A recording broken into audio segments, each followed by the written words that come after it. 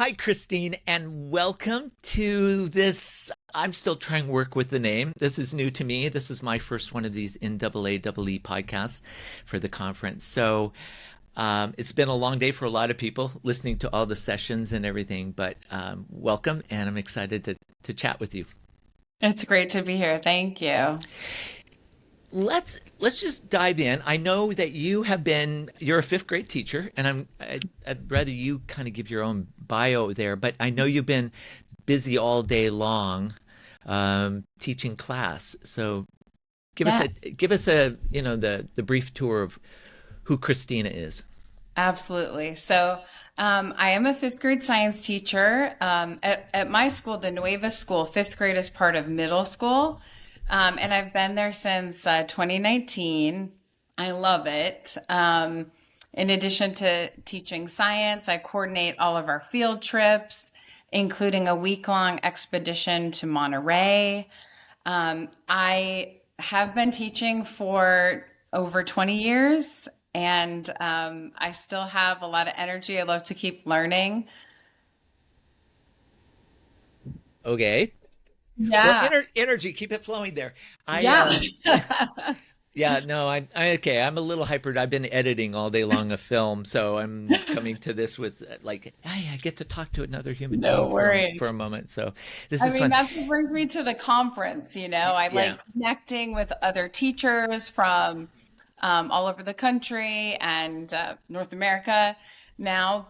I'm thrilled to be presenting at this year's conference as well about a project really dear to my heart called the Wonder Essay Curriculum. And just to plug it really quick, I think it's tomorrow evening you're presenting. Yes, I'm presenting at 3:15 Pacific time. Time. Okay. So 7:15 Eastern time Well, tomorrow. I want to dig into that because I read a couple of things on your website. One was a blog piece that you posted about the Wonder Book, and I think you have a copy of it there. You could flash the cover up so that we can see it because I love the cover. I mean that in many ways it sort of speaks to what we're going to talk about, um, and I love this collision between art and science, and I don't think it's something in my other podcast, I talk to a lot of scientists, and creativity and spontaneity and just that curiosity that is so much a part of art is a part of science, and we don't think that way usually. Exactly. And I mean, to me, like the name of the project, the Wonder Essay, to me, that wonder is a great connector of the two disciplines, right? You mentioned the curiosity. Yeah, the kind of amazed curiosity that scientists have, that artists have. I mean, it fuels so much learning and like seeking to understand that they have in common.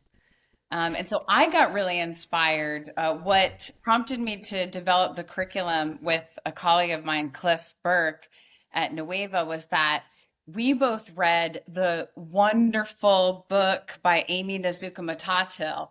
I'm sure a lot of listeners have read it as well.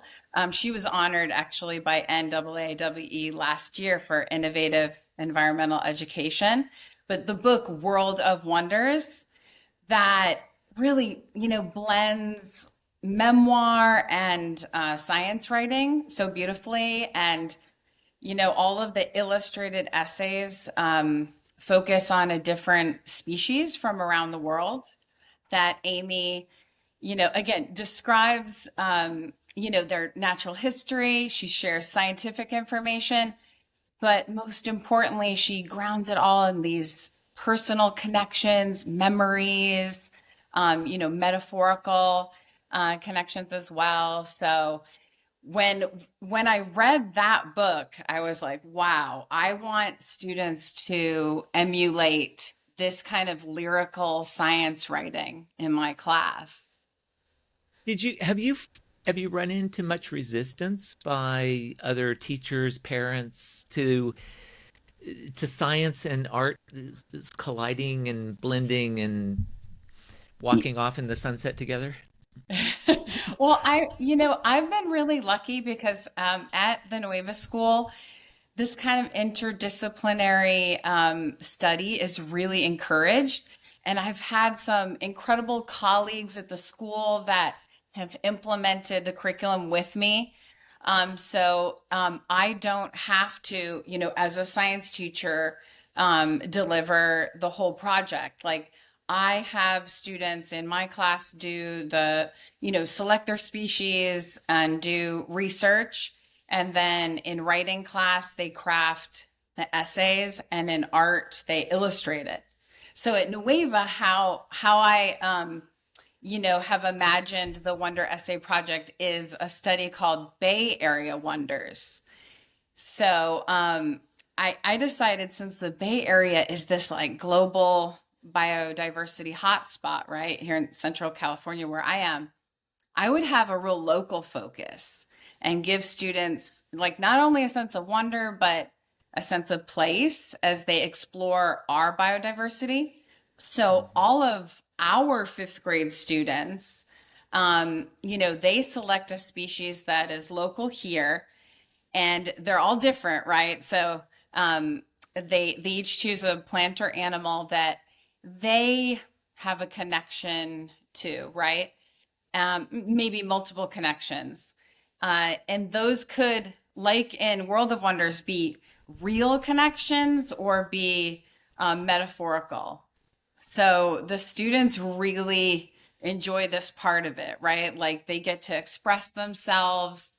It really affirms their identities, and it supports like social emotional learning in this way. So that's why I feel like at Nueva, at least, and in the communities that I've shared this project with, it's embraced, right? Because it involves like art, science, and then also the SEL component. And it just makes for kind of a beautiful meeting of the disciplines. What's special about fifth graders? Oh And gosh, especially well, there's probably a million things so special much. about them, but what's special about fifth graders in terms of this project? That's a good question. I mean, I love working with fifth graders. I've taught all levels of middle school science, but the fifth graders are really special in that, I don't know, they're still really playful, and they're not afraid to like try things and be silly even with their peers and with me, but they can still intellectualize. And, I can go deep with this project as well. So I just love that they're not afraid to take risks. And they're also like, at this age, at the beginning of middle school, they're starting to figure out who they are. Mhm. So this project really supports that, right? It's a way for them to think about their identity and like the experiences they've had in nature and just in life. And they're willing to share still, so like definite, that sense of self is just developing. Mhm. And I mean, going back to the sense of wonder, right? They, Yep. they are so curious, and they ask so many questions that it makes the natural history research really fun too, because they just think of so many things that they want to find out. I it yeah, that's making me think of, I think is it Amy Tam? I think the author Oh, who right. wrote, I'm trying to think of the name of the book, but she took it's backyard birding and doing Yes. the illustrations, and it was on the New York Times bestseller list, Yep. as well. And it was really interesting because one of the things that was most annoying to her early on was going out on these field trips, like Saturday field trip or something, with all the people in the art class, and there was some, she's either 11 or 13-year-old girl who just endlessly asked questions. She's going, "Oh my God, would you just shut up?" But by the time it was over with, she realized no, she was the best driver of the class because she Yeah. wasn't afraid to ask questions. Yeah. That that native curiosity that we have as a child, it hasn't been blunted by people saying, no, you can't do that, no, you can't do that, or oh wait, you should do this way, it'd be safer to do, and Yeah. that's part of the reason I asked the question, because it is that fourth, fifth period is such a magical time for kids, and it's how I had great teachers when I was younger, and especially one who was a librarian, and birding came up, and I'm been a lifelong birder ever since, which you can do everywhere on the planet. So it's this great thing, and I just keeping that alive is such a trick, and that's why I was so excited about what you're doing with the Wonder essays, because it's a way of creating this validity in students, that by both art and science, that both have a valid place in their lives and expressing it. Uh, so Exactly. I mean, anyway, I hope to encourage that. And I mean, this project is great in that it does support like this biophilia, right? Like that right. Wilson's concept of like an affinity towards other organisms, right? That we share the bay with, that we share the planet with. And I I think that even starting with one species, right, and developing those deep connections, then of course you can scale up, right, and care about more wildlife, plants, all of our ecosystems. So yeah, I'm really excited about how this project has developed over time. This is the fifth year that I've been doing the project with our fifth graders. And what's really amazing is that not only does every student craft this, illustrated wonder essay, right? They are all anthologized in that book that I showed. So I take the time to do graphic design with a student team, actually, and we produce a printed book that you saw. So every fifth grade family gets a copy.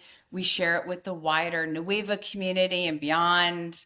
I always send one to Amy Nisukumatatil, the World of Wonders author, and the illustrator Fumi Nakamura. And they are like overjoyed to see, their inspiration Mm. come to life. So yeah, it's great. It's like become this legacy project. And, when we're out on field trips, the kids say, like, they maybe see a great blue heron. It's like, that's my Bay Area Wonders animal. Or, like a banana slug. It's like, hey, isn't that your Bay Area Wonders? Or, kids come back, who I taught a few years ago and still remember that project and the connections they made to their species. And they tell me about it. So, I don't know. It's just grown really, really magically too. Uh, well, the other component of it, that we haven't really spoken about, is that sense of place, and that is huge. I mean, that's what we're trying to do in Cameroon on projects, and other places in the Congo, is to get kids to understand that the place they live is beyond special. It doesn't exist anywhere else in the world, and that's what I think is so powerful about what you're doing, is that it's instilling that sense of place, and it is unique. Absolutely. I mean, that's my hope in sharing the Wonder essay curriculum with teachers is that they take it back to their home communities and they implement it with their learners and come up with a whole different constellation of species, right, that they're celebrating. In fact, I have shared this at a few conferences and had teachers reach out to me after with their student work, which is so special, right? Like, oh, here's the Los Angeles version of Bay Area Wonders, or here's the, Boston, Massachusetts version, or Tampa, Florida. So it's really wonderful to see how they have, got students to look closer at their own local environments. And I love the focus on the native species to the region that the school is in. I think it's a great way to encourage that sense of place. And a lot of my students, when we launch the project, they don't realize that in the Bay Area, we are in a globally recognized, biodiversity hotspot, in that we have so many endemic plants that support such a diversity of wildlife, but also that our ecosystems are under threat, because we're also so populated and have so much development. So it's, again, like the hope is like they connect to the species, and then like you're saying, they're more likely to conserve this special place. Books that, I mean, I don't know how many schools are doing it, but it just seems like my brain went, there needs to be a digital archive of these books that Yeah. people can go to, because if you're getting all these kids in all these different schools and different places doing this project, there's at the National Archive, there's these oral histories. Well, this is another kind of history about our places that we live, and with these kids engaged in this nature-based education, it's a unique reflection on this moment in time, this place I live. I love that idea. Okay, I'm gonna get on that, Jerry. It's Well, and yeah, also yeah, the learners themselves, right? It's a snapshot of, where they are at this moment in time. yeah. So it's a really great project that way. Like, just to build on the idea of connection, in case anybody's listening and wondering, like, how do these students connect to like a plant or animal, necessarily? Um, like I said, they can be actual connections, like firsthand observations, and that is great. If the student has some sort of encounter with wildlife, or they've seen this kind of tree, in their yard, that's wonderful. But if they haven't, they can still choose a species for their project and come up with rich connections. Like, for example, let's say a student chooses one of our iconic plants, the coast redwood, right? Most of our students have seen redwoods, right? And there is something just so magical about being in the redwood forest.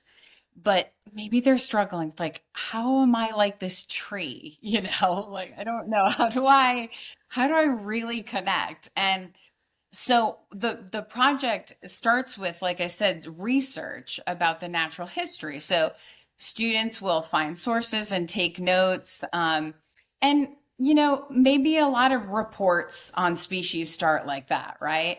That end up being like a dry recitation of facts, right? It's like, oh, redwoods like have a long lifespan, and some individuals can live for thousands of years. But in this project, that fact then connects to like the characteristics theme, right? So let's say that fact about longevity, then now you're looking at this longevity theme. Can a student connect to that? Like, do they have a memory of hearing stories from like an elder in their life, like a grandmother that means a lot to them, right? And thinking about their lifespan, right? Or, you might have a fact like, redwoods have a thick insulating bark, and like they contain special, chemicals called tannins, and it makes them resistant to a lot of wildfires. Okay, so again, it's not like a real connection. Like, I too am resilient to wildfires or whatever that a kid would write about. But I it's don't know, but they could talk about their immune system and building a but stronger maybe immune system, and exactly. yeah, See, Jerry, yeah, it's like it could be a connection like yeah, that. yeah. It could be a student that, wears like protective pads and clothing when they go skateboarding. And it's like, that's their resilience, or maybe they write like an essay about overcoming a setback at school or something. So I don't know, like there's so many potential ways to connect. So it could be like, yes, I've stood in the middle of like a, redwood grove and been really humbled by that experience. Or it could be just you know, um, you are connecting to some aspects of the organism's, body or behavior, habits, habitat. So it's really neat to think about like the attributes of the species. I'm sitting here thinking about ways that we can take that concept overseas with us in the places that we work around great apes. I Love it. before we jump off of here in a few minutes, I don't want to forget. Like, how can people, um, how can they find the resources that you've created? How could like if I'm sitting here listening to this and I'm a teacher and going, oh my God, I want to do this in my classroom. Um, how do they get a hold of what you have Yes. and make that grow? Let me explain. So, one way is to just go to my personal website, which is my last name, Veresan, Veresan.com. Hmm. And I house everything there. Another way in would be to go to the publisher of World of Wonders, Milkweed Editions. Oh, On their website, they have education resources for World of Wonders, and I'm really pleased to say that they feature my Wonder Essay curriculum there, along with a wow. lot of other, fantastic resources. So people can Wow. find it there. Well, and also go to the site because you can read the wonderful blog that you put up. What a wonder-filled Oh, world. thank That you. was I know I loved reading it, and it has a lot of the stuff we're talking about on there and some links. So I'd really encourage people to check that out as well. But um, I wanted to ask you about the kids and their relationship to one another as they're doing these projects. Do you see that relationship change? I do think this project changes them. I mean, it's such a big part of our curriculum now in fifth grade Hmm. across three different classes. And I think, this, what we call Bay Area Wonders project, really helps them see connections not only to species like I talked about, but connections among the subjects, right? And they're not Hmm. so siloed, and they see the instructors from those classes work together in different ways and to produce the book. And they also get to read, because they do a lot of course, peer editing of the essays. They read each other's stories. And I think that's really powerful in terms of them like bonding and getting to know each other. I mean, like telling stories together is like such a ancient form of communication, right? And I think that's one of this project's most beautiful aspects is that like we're so hardwired to respond to stories, right? Hmm. Be it a fifth grader or us, right? Like on this podcast, right? We're talking story, and they do increase the engagement and the connection. And I think they really do, as science supports, like they help us retain information. So, I just could not be happier about like using storytelling as a framework in science, right? And like we said at the onset of this conversation, like marrying art and science. Yeah, there's some wonderful bits of history about storytelling, and in fact, the video that I was editing all day long is our major project. Can film as a storytelling tool change the conservation conversation? We've approached conservation from one set of mostly facts, but as you know, Jane Goodall, who just recently passed, as she used to say, you can bombard people with statistics and you aren't going to change many minds, but if you can touch the heart, then people begin to think and react differently. And the best way to touch the heart with stories. I agree. And that's what's amazing, I think, about what you're doing is you're teaching those kids from the very beginning to tell stories Yes. and to influence others, the way they think, the way they react, and the way they engage with the planet. Is through stories. Yeah. So I agree. I think at all levels, educators, even science educators, should not be afraid to employ stories and, to encourage students to share scientific information in a narrative structure, right? In a really concise, compelling narrative structure. and it really is that early beginning when we're not afraid. I mean, if you think about most of the great scientific breakthroughs in the world over time, they usually come out of late teens and 20s because it's you're at an age when you're not afraid to risk everything.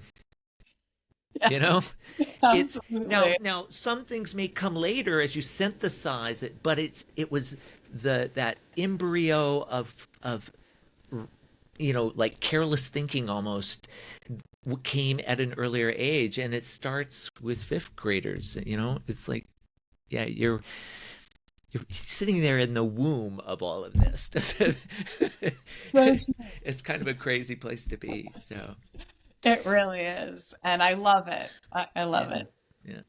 Uh, Christina, on the other podcast that I do for NAAEE is called The World We Want, and we often end that podcast with a question to the guests to say, "What is the world you want?" And then I just shut my mouth and I let them talk. What Since you deal with all these wonderful kids and your hands are dirty in the real world of science and nature, what is the world you would want?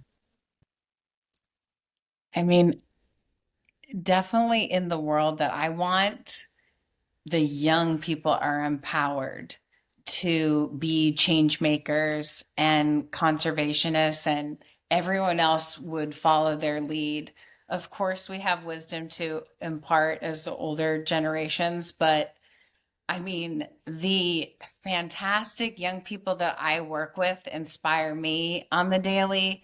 And I think the world I want is one that really they are respected and given agency and given the power to like make the world that they want. Mm. No, that's lovely. Yeah, indeed. Christina, thank you so much. I know it's the end of your day as well, so Yes. it's off in your direction. But thank you so much for doing this. I really, really appreciate it. I enjoyed it so much. Thanks, Jerry.